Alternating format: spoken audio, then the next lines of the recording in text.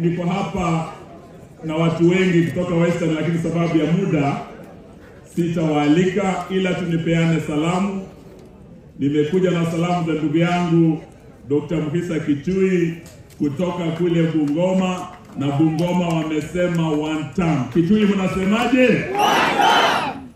Salamu kutoka Kitale, ndugu yangu natembea na timu yetu huko, wamesema Kitale wamesema one term.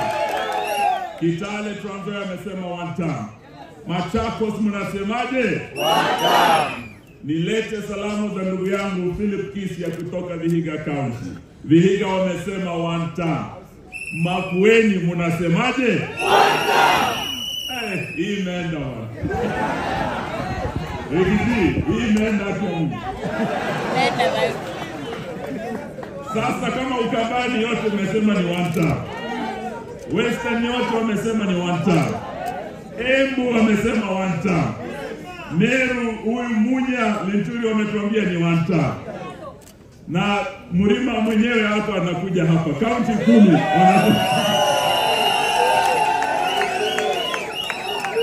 tayari tuna county 30 na zote ni one term. Si basi huyu jamaa mambo yake yamekwisha? Aende asiende jamani? Umeamua Kasonga aende? Umeamua Kasonga asonge? Nasikia Oscar Sudi akisema haya mambo vile yanaenda, hawa watu inaonekana watatutoa na huenda wakatufunga. Yaani tayari wenyewe wamejua wameiba kuiba, wamefanya ufisadi kupita kiasi, na wanajua ya kwamba serikali ijayo iliyo hapa Sekuru ikiingia, wao wako tayari wenyewe kwenda jela. Leo nataka niwaambie hivi wenzetu wa broad base, yes mnaweza iba pesa, yes mnaweza iba mashamba, that is recoverable. Lakini vile Bishop amesema hapa Sekuru siku ya leo, msithubutu kuiba kura ya Wakenya.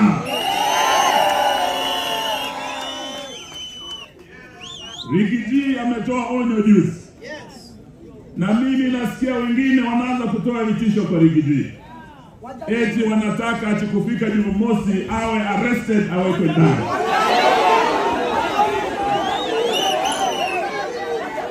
Mimi leo nataka niambie wenzetu wa broad based government, sababu kuna wengine pale kama Oscar Sudi hawaelewi Kiingereza sana. Tunajua Wamala wanaelewa Kiingereza? Let me teach you some English, Bwana Oscar Sudi. There is something in English called paraphrasing. When you paraphrase, you don't own the words. You are quoting someone else. Bwana Rigiji, our second deputy president, paraphrased someone called Krigler.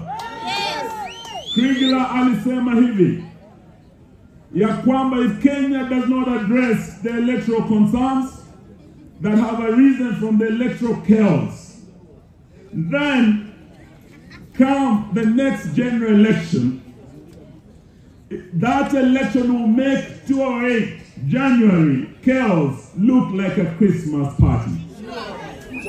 That is what Judge kutoka mzungu kutoka Afrika Kusini alisema, na Rigiji amequote huyo mzungu.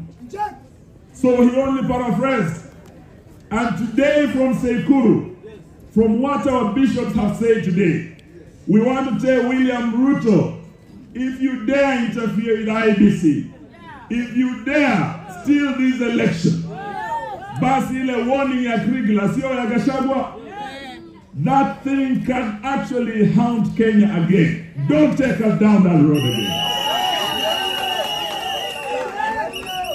Sababu wewe ukifanya Kenya iende down that road tupoteze maisha, mali we can recover, mashamba mnaiba we can recover, and we have an asset recovery unit we are going to really work on.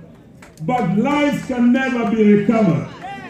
So hivi leo tuwasema yale tunasema kule mbele, it is wazi Kenya imeamua Ruto must Jana TIFA imeonyesha wazi 75% ya nchi hii imesema Kenya is headed in the wrong direction. Imesema ya kwamba 75% ya Wakenya have rejected Ruto and his corrupt government. Kwa hivyo tunasema Ruto ni so hayo tunataka yale amesema jana ati anaomba msamaha. Mimi nataka niseme majenzi mko hapa. Mnakubali apology ya Bwana Kasongo? Sababu alisema if ati kama alifanya makosa. Majenzi walikufa hawakufa. Vijana waliumizwa hawakuumizwa. So Bwana Ruto, is not a question of if. You have blood on your hands. That apology umepeana jana, conditional apology, is not acceptable and it has been rejected by the people. Na sisi tunajua abductions have been done in Kenya and are still being done under Ruto's watch. Tuko na yule ambaye ni victim. Yeye mwenyewe kijana wake alitekwa nyara, alikuwa attorney general wake. Si ameongea hapa? Are there abductions in Kenya or there are no abductions? Alafu tunaanza kuambiwa ati wa Kenya have started abducting themselves. Ati wanajishika wenyewe, wanajipiga wenyewe,